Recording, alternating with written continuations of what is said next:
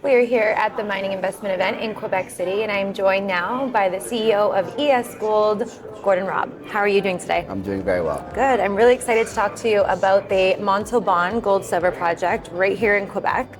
But first, let's talk about how ESGold is a little different from a lot of the companies that we've been talking to because you're focused on near-term production.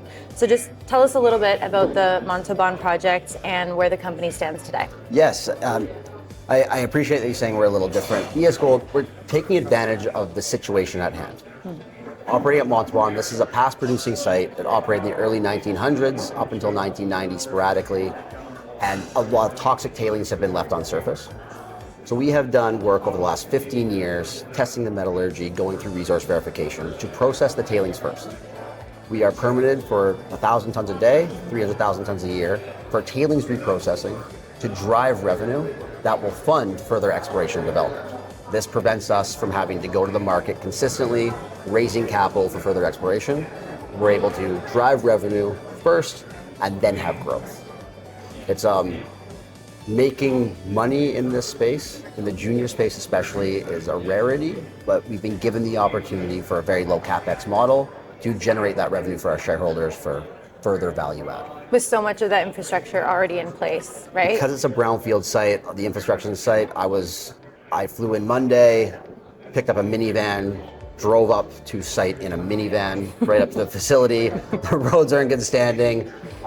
Drive right up to the tailings piles, it's there. There's a desperate need to clean this up as well. This is toxic material that's been left there for a century. So we're able to reprocess this, neutralize the material while extracting that economic value. And you believe as well that there's a lot to uncover. There's new opportunities that haven't been explored yet. So how has your view of the project's potential evolved as you've explored it more? This is a past producing mine. It was an underground lead zinc mine to start from 1913 to 1944. In 48, it picked back up underground lead zinc. Gold and silver were a byproduct. In 83 to 90, they went back into the gold-silver system, but there was never property-wide exploration done on these three production companies. What we're seeing is vast potential of a continued mineralized system from the geophysics that we've done. So we ran an ambient noise topography survey and mapped out structure to 900 meters at depth, 2 kilometers of strike, completely untested area. The deepest drill hole to date on this property was 200 meters at depth, which was a production drill hole. So there's been no property-wide exploration. This is where ESGold gets really exciting, is because this is a brownfield site with a blue sky exploration opportunity. Wow, that's exactly what you want to hear for investors. So for investors, maybe hearing the ESGold story for the first time, and even maybe just investors that you've been talking to this week in Quebec City, what do you think is a part of the story that's maybe overlooked that you want to make sure that people understand about ESGold? When you talk about near-term production, people want to see production. What's overlooked is the exploration upside. We have serious potential for an unbelievable exploration story here that's backed by production.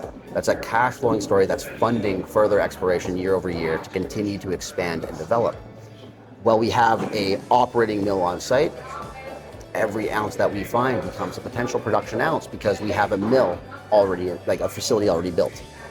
We've tried to truncate the Lassonde curve as much as possible by doing all the development work up front, and then we have all the upside of exploration, discovery, and further production to come.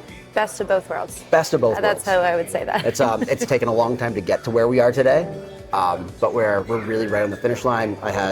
My furnace arrived yesterday. We're having consistent equipment. All of my equipment has now been ordered. It's a hurry up and wait situation as we have equipment arrive, begin the installation. Building's in great shape. We're very excited about what's to come throughout the summer and the fall.